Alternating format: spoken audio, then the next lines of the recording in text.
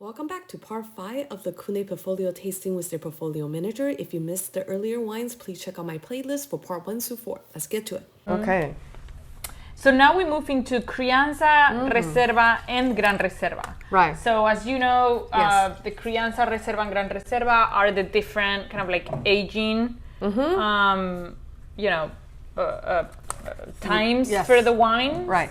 And these, it's established by the Consejo Regulador of Rioja, by the DO.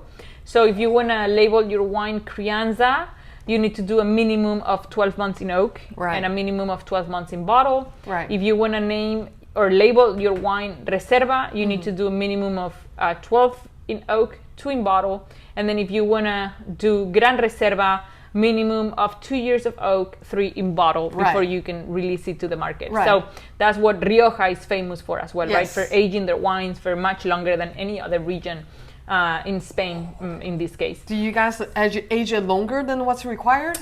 Or no? It depends. It depends on the year, and it depends on the wine. For the Crianza, for the most part, it is aged for what it's required in oak, but we do a little bit longer in the bottle. Okay. And then Reservas and Gran Reservas, it really depends on the vintage. Obviously, we do the minimum because that's what it's required. Right. But it can go 2 more months in oak or 2, or... So there's not a hard rule within the winery. It's vintage dependent, and you guys will taste the wine as it's being aged and see if it's ready to be exactly released. I mean, it really, every vintage is so different, no? And this is not like the winemaker and the wine itself is not like a machine, no? You cannot treat it as a boom boom boom boom, which some people do for sure. That's what I was just gonna say. Some but no, does this is like every vintage, will change, and it will, and the same with the bottle time. It's sometimes, it needs to be a little bit longer in the bottle, then it will be. Also, what happens sometimes is that we need to release the wine faster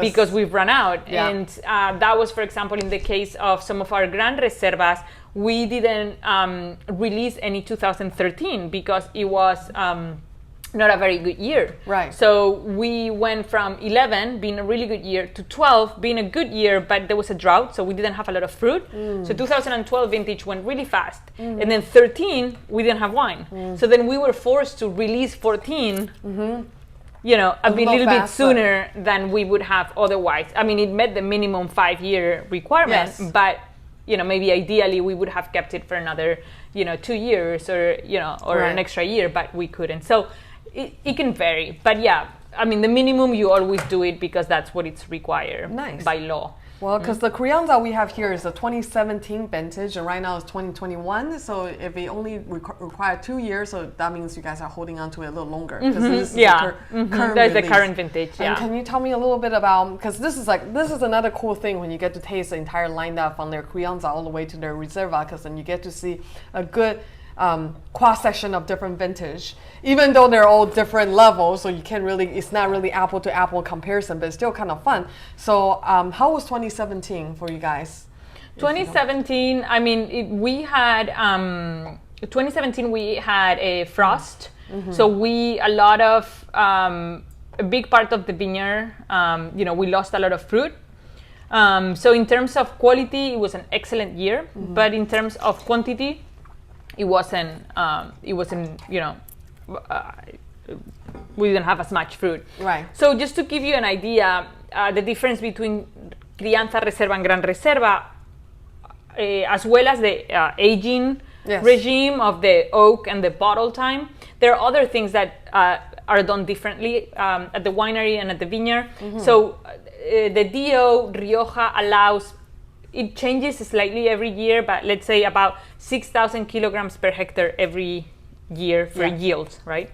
So Crianza, we try to get those to maximize the fruit that we can get per hectare. Yes. As we move to Reserva and Gran Reserva, we work the vineyard so we get at least even like half or less than half of what it's allowed. So, when we get to Gran Reservas, we can be looking at maybe 1,000 up to 2,000 kilograms per hectare. So trying to get more concentration on the fruit. Nice. Yeah, in the fruit. Yeah, exactly.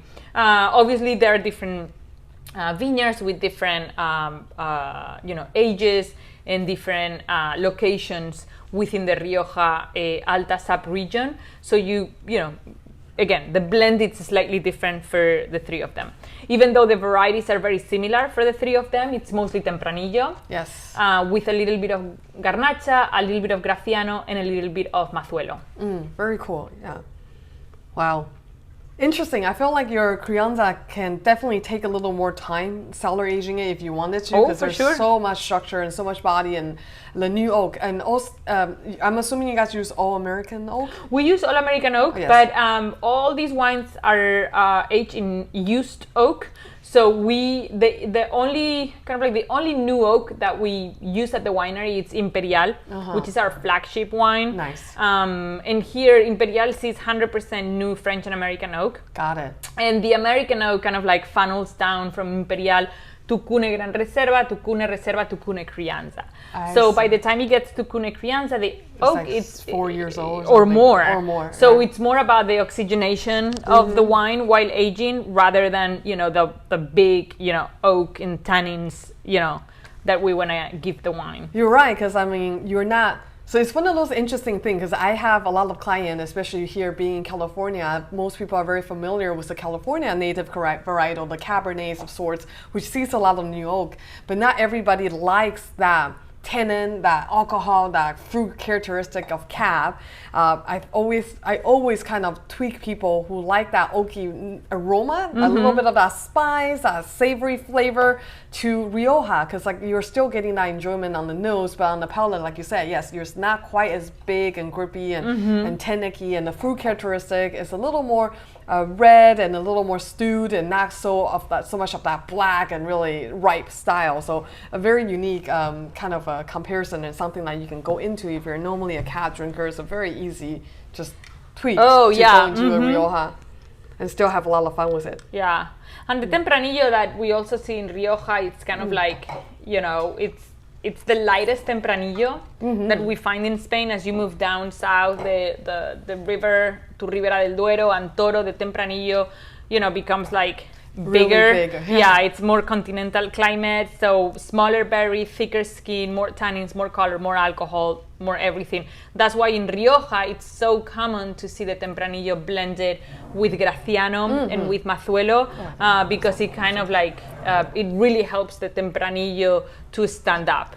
It gives the Tempranillo a color, and it gives the Tempranillo acidity and tannins, and it complements really well.